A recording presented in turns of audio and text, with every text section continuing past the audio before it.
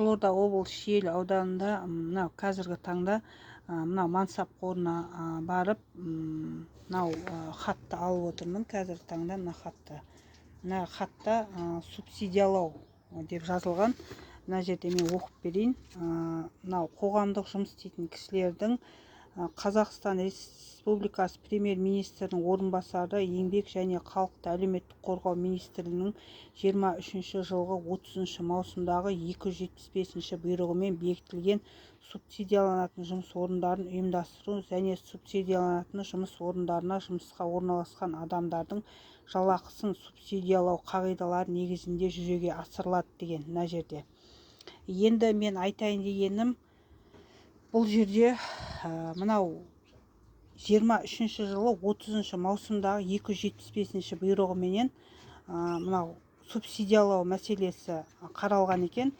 Бұл сонда бұның ерекшелігі мынау жаңағы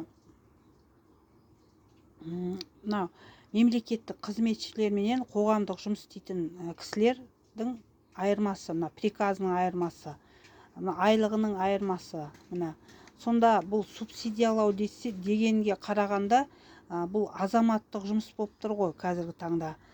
Сонда бұл кәсіпкерлік сияқты типа сондай болып тұр ғой менің түсінігімше. Енді айтайын дегенім, мына субсидияланбаса, сонда мына министрге айтатыным, Светлана Жақыпова деген кісіге айтатыным, сонда субсидияланбаса, сонда біздің айлығымыз көтерілмей ма? Мына инфляция болып жатыр, мына басқа жағдай болып жатыр. Сіздердің сонда қырттарыңызға кірмей ма? Сонда онда қаншама халықтан налог алынып жатыр, штраф төленіп жатыр. Содан субсидиялаңыздар. Өйткені себебі біз 85 мың айлықпен қалай күн көреміз? Мына бала оқытамыз, мысалы, кредитіміз бар. Мына үйіміздің жағдайы мынау құлап жатыр, мысалы. Әлеуметтік жағдайымыз өте төмен. Отпуск алмаймыз, аванс алмаймыз. Мынау прокуратураға өткенде хабарлассам, Қызылорда облыстық, Шиелі аудандықта, Қызылорда облыстықта хабарлассам, 10-на дейін алуыңыз керек әр айдың, еңбек кодексінде солай жазылған дейді. Ал барлығы жұмыс істейтіннің барлығы 10-на дейін алу керек дейді. Ал енді ол 28-і, 29-ны алып жатыр, мысал үшін, тұрақты жұмыс істейтін кісілер. Қоғамдық емес, тұрақты приказбен жұмыс істейтін. Онда барлығы 10-на дейін алу керек болса, онда қалай тұрақты жұмыс істейтін кісілер 28-деріне алып отыр айлықтарын? Мен сол жағын түсінбей отырмын, мына еңбек кодексі бойынша. Қалай ол сонда?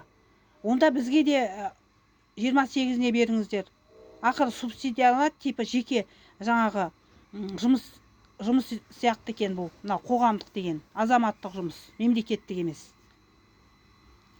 Енді мен айтайын дегенім, мынау айлықты әр айдың 10-на дейін аласыз деген жаңағы заңда сонда екі бөлек орындалама, мен түсінбей отырмын. Прокуратураға айтатыным. Бәрін бірдей алаламай, бірдей числода неге берілмейді? Қоғамдық болсын, тұрақты жұмыс істейтін болсын.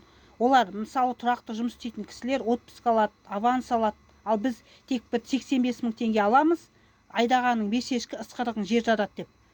Оның өзі инфляцияменен кетеді. Ешқандай